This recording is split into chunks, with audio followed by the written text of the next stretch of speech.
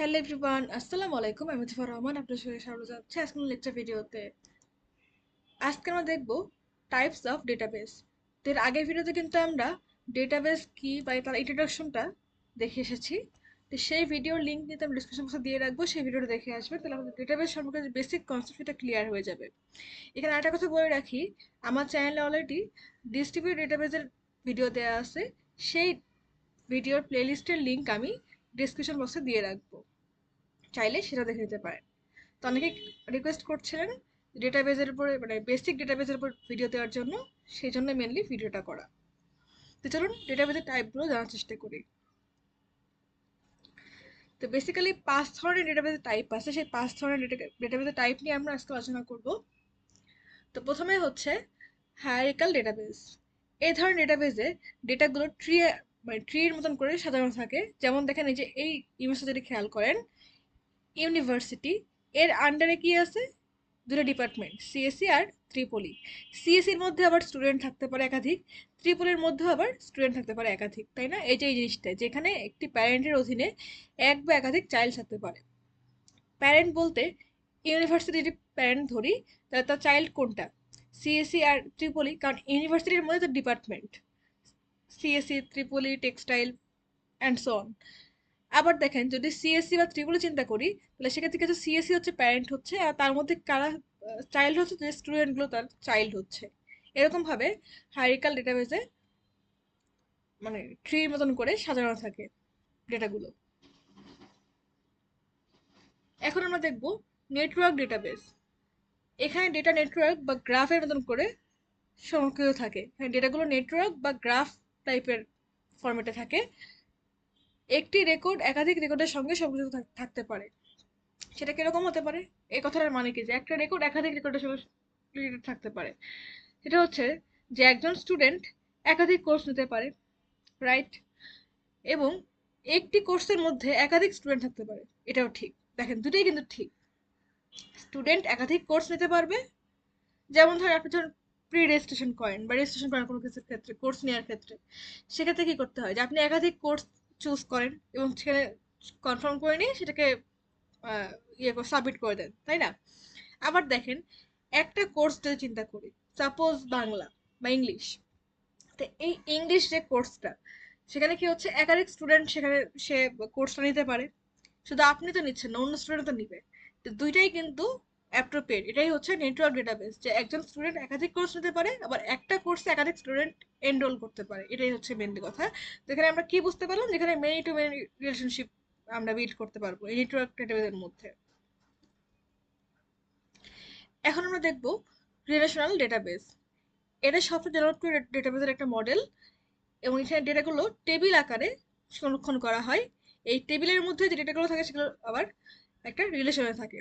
যেমন দেখেন, এখানে কি কি আছে টেবিলে? আইডি আছে, নেম আছে, ডিপার্টমেন্ট আছে। তো যদি আমরা ভালো করে খেয়াল করি যে এটা একটা স্টুডেন্ট টেবিল, যে তার আইডি হচ্ছে 101, তার নাম হচ্ছে অজিফা, আর তার ডিপার্টমেন্ট হচ্ছে সিএসসি। এখন দেখেন, অজিফা নামে বা সাদিয়া নামে কিন্তু অনেক মানুষই থাকতে পারে, রাইট? ডিপার্টমেন্ট, সিএসসি ডিপার্টমেন্টে থাকতে পারে, ত্রিপুরা ডিপার্টমেন্টও থাকতে পারে, বাট আইডির কি, আইডি আইডি দিয়ে তাকে ইউনিকলি ডিফাইন করা যায়। আপনার আইডি তো অন্য কারো আইডি হতে পারে না। এই জিনিসটাই আর কি, যে আপনার আইডি দিয়ে স্পেসিফিক ভাবে আপনাকে আইডেন্টিফাই করা যায়। এই যে আইডির মাধ্যমে একটা মানে ডেটাকে আপনি আইডেন্টিফাই করতে পারলেন, এটাই হচ্ছে রিলেশন, যে আপনার আইডির সাথে আপনার যে ইনফরমেশনগুলো সেগুলোই থাকবে, অন্য কারো ইনফরমেশন এখানে আসবে না, বা ডুপ্লিকেট হওয়ার কোনো চান্স নাই। এখানে একটা কথা বলে রাখি, যেখানে যে রোটা, এই যে আইডি, যে 101 ওজিফা সিএসি, আবার এই যে সেকেন্ড রোটা, আইডি হচ্ছে 102, নাম হচ্ছে সাদিয়া, ডিপার্টমেন্ট হচ্ছে ত্রিপলি। এই যে রো গুলো, সে এইটা হোক বা নিচেরটা হোক, দুইটাই কিন্তু রেকর্ড। আর এই যে column, ID, name, department, column, কলামগুলো হচ্ছে ফিল্ড। এই দুইটা মনে রাখার চেষ্টা করবেন। রো গুলো হচ্ছে রেকর্ড, আর কলামগুলো হচ্ছে ফিল্ড। এই যে আমি এখানে লিখে দিয়েছি। আর এই রো এবং কলাম মিলে যেটা হচ্ছে সেটাই হচ্ছে রিলেটেড রেকর্ডগুলোর কালেকশনই হচ্ছে টেবিল। ক্লিয়ার? তো রিলেশনাল ডেটাবেসের উদাহরণ হতে পারে MySQL, Oracle, Microsoft SQL server ইত্যাদি। এই টাইপের ডেটাবেসগুলো রিলেশনাল ডেটাবেস হিসেবে কাজ করে থাকে। এখন আমরা দেখব অবজেক্ট ওরিয়েন্টেড ডেটাবেস। এই ধরনের ডেটাবেসে ডেটাকে অবজেক্ট হিসেবে সংরক্ষণ করা হয়ে থাকে। অবজেক্ট ওরিয়েন্টেড প্রোগ্রামিং যারা পড়ে এসেছেন তারা ক্লাস, অবজেক্ট, ইনহেরিটেন্স, এনক্যাপসুলেশন এগুলো এই টার্মগুলোর সাথে পরিচিত, তাই না? এগুলোকে ব্যবহার করেই মেনলি ডেটাবেসে ডেটাকে অবজেক্ট আকারে স্টোর করা হয়ে থাকে, যদি সেটা অবজেক্ট ওরিয়েন্টেড ডেটাবেস হয়ে থাকে সেক্ষেত্রে। তো এই অবজেক্ট ওরিয়েন্টেড ডেটাবেসগুলো কোথায় মেনলি ইউজ করা হয়? ইউজ করা হয় মেনলি কমপ্লেক্স ইঞ্জিনিয়ারিং এর ক্ষেত্রে, মাল্টিমিডিয়ার ক্ষেত্রে এবং সায়েন্টিফিক অ্যাপ্লিকেশনসের ক্ষেত্রে। আর লাস্ট ডেটাবেসের টাইপটা সেটা হচ্ছে নো এসকিউএল ডেটাবেস। এই নো এসকিউএল ডেটাবেসটা হচ্ছে মূলত অনেক ব্রড কোনো ডেটাবেস সংরক্ষণ করা লাগে, মানে অনেক লার্জ অ্যামাউন্টের অনেক হিউজ ডেটা এবং বিভিন্ন ধরনের ডেটা থাকতে পারে। সেটা হতে পারে নিউমেরিক্যাল, হতে পারে টেক্সট বেস বা অন্য যে কোনো ক্যাটাগরির, সেগুলোকে হতে পারে আনস্ট্রাকচার্ড বা সেমি স্ট্রাকচার ডেটা। এই টাইপের ডেটাগুলো যে আমরা যে ডেটাবেসে সংরক্ষণ করতে পারবো সেটা হচ্ছে নো এসকিউএল ডেটাবেস। এই নো এসকিউএল ডেটাবেসে কি হয় যে কোনো ধরনের টেবিল থাকে না, এবং সেখানে সেই টেবিল থাকার না কারণ মানে টেবিল না থাকার কারণে রো কলাম ওয়াইজ স্ট্রাকচার ডেটার প্রয়োজন হয় না। এতে করে আমরা কি করতে পারি, বিভিন্ন ধরনের ডেটা, সেটা হতে পারে স্ট্রাকচার, হতে পারে আনস্ট্রাকচার, হতে পারে সেমি স্ট্রাকচার ডেটাকেও সংরক্ষণ করতে পারি একাধিক টাইপের ডেটা। সেটা ক্যাটাগরিক্যাল হতে পারে, নিউমেরিক্যাল হতে পারে বা অন্য যে কোনো টাইপের হতে পারে। যে কোনো ধরনের ডেটাকে আমরা এখানে খুব ইজিলি সংরক্ষণ করতে পারি এবং এটা এখন ডে বাই ডে জনপ্রিয়তা লাভ করছে। তার এই নোএসকিউএল ডেটাবেসের উদাহরণ হতে পারে মনগোডিবি।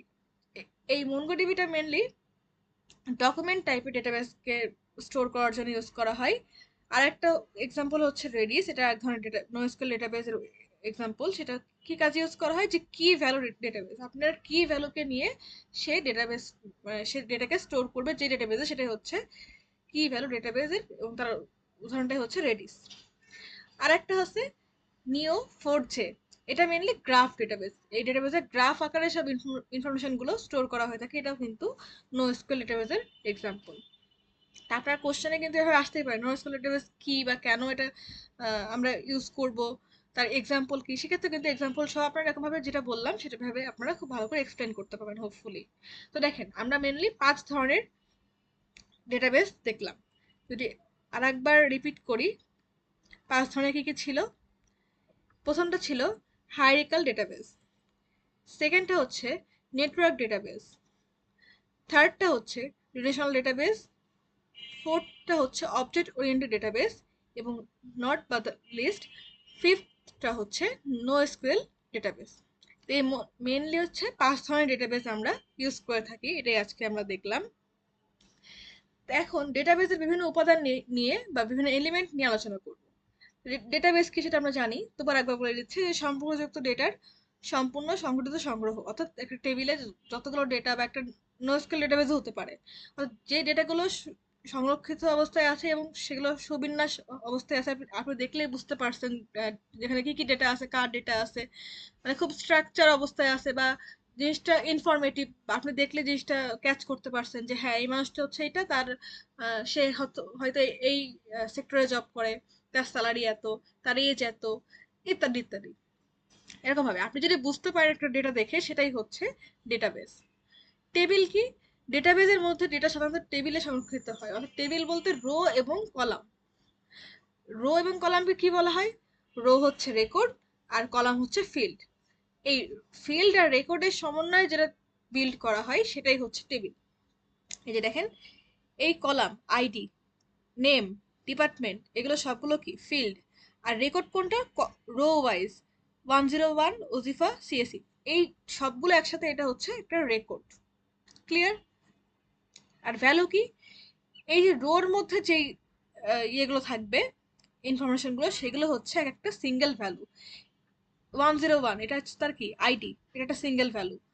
নাম কি? ওজিফা, এটা একটা সিঙ্গেল ভ্যালু। ডিপার্টমেন্ট কি? সিএস, এটা একটা সিঙ্গেল ভ্যালু। ক্লিয়ার? তো এটা ডেটাবেস কি, টেবিল কি, ফিল্ড, রেকর্ড, ভ্যালু, এগুলো কি হোপফুলি আপনারা বুঝতে পেরেছেন। তাই আমাদের একটা কমন টাইপের কোশ্চেন আসতে পারে, সেটা হচ্ছে ফিল্ড আর রেকর্ডের মধ্যে ডিফারেন্স কি? ফিল্ড হচ্ছে টেবিলের কলাম আর রেকর্ড হচ্ছে টেবিলের রো।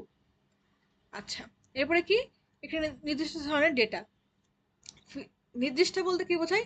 যে স্পেসিফাইজ করে দেয়, হয় আইডি, নাহলে নেম, না হলে এজ, না হলে জেন্ডার, এরকম টাইপের স্পেসিফিক করে দেওয়ার যে ডেটাগুলো সেগুলোই হচ্ছে ফিল্ড। আর রেকর্ড কি, যে একটি এন্টিটির সম্পূর্ণ ডেটা, অর্থাৎ ওই নামের আন্ডারে বা নেমের আন্ডারে কতগুলো নাম আছে বা কি কি আছে, বা ওই রোতে কোন কোন ইনফরমেশন আছে, এন্টিটি বা ইয়ে অ্যাট্রিবিউট, সেগুলোই হচ্ছে মেইনলি রেকর্ড। তো এখানে কি হচ্ছে, ফিল্ড কি কি হতে পারে, নেম হতে পারে, ডিপার্টমেন্ট হতে পারে, সিজিপিএ হতে পারে। রেকর্ড কি কি হতে পারে, সবগুলো। নেম কি, নেম হচ্ছে অধিকার, ডিপার্টমেন্ট কি, ডিপার্টমেন্ট হচ্ছে সিএসসি, সিজিপিএ কি, সিজিপিএ হচ্ছে 3.75, এরকম পুরো রোটা হচ্ছে একজন মানুষের বা একজন কোনো একটা ইনফরমেশনের, সেটা হচ্ছে রেকর্ড। তো হোপফুলি আপনারা ফিল্ড আর রেকর্ডের মধ্যে যে ডিফারেন্স আসে কোশ্চেনে বা এক্সামে, সেক্ষেত্রে আপনারা সেটা অ্যান্সার করতে পারবেন। তো এখন সহজে মনে রাখার জন্য কিছু কৌশল দেখিয়ে দিই, যে কলাম হচ্ছে ফিল্ড, রো হচ্ছে রেকর্ড, এটা মনে রাখবেন। তো দেখেন, যদি দেখালাম তারপর একবার দেখিয়ে দিই লাস্ট বারের মতন, যে আইডি, নেম, ডিপার্টমেন্ট, এগুলো হচ্ছে কি, এই যে আইডি, নেম, ডিপার্টমেন্ট, সিজিপি, এগুলো হচ্ছে ফিল্ড। আর এই পুরো কলামটা 101 ওজিফা সিএসসি, এটা হচ্ছে একটা রেকর্ড। 102 সাদিয়া ত্রিপলি, এটা হচ্ছে আর একটা রেকর্ড। আর এই পুরোটা মিলাই, অর্থাৎ কলাম, রেকর্ড সবগুলো মিলায়ে যদি আমরা চিন্তা করি, সেটা পুরোটা হচ্ছে একটা টেবিল। ক্লিয়ার? এটা হচ্ছে সহজে মনে রাখার কৌশল। তো দ্যাটস অল ফর টুডে। তো হোপফুলি আপনারা বুঝতে পেরেছেন আমি যতগুলো কনসেপ্ট দেখিয়েছি। তারপর যদি বুঝতে না পেরে থাকেন অবশ্যই কমেন্ট করবেন, আমি আপনাদের কমেন্ট রিপ্লাই দেওয়ার চেষ্টা করবো। তো আজকের মতো এই পর্যন্তই। পরবর্তীতে আমরা অন্য কোনো টপিক্স নিয়ে ভিডিও দেখবো। তো পরবর্তী ভিডিও দেখার আমন্ত্রণ রইলো। চ্যানেলটাকে যারা সাবস্ক্রাইব করেন, চ্যানেলকে প্লিজ সাবস্ক্রাইব করবেন, ভিডিওতে লাইক করবেন, কমেন্ট করবেন, শেয়ার করবেন। আজকের মতন এই পর্যন্তই। আল্লাহ হাফেজ।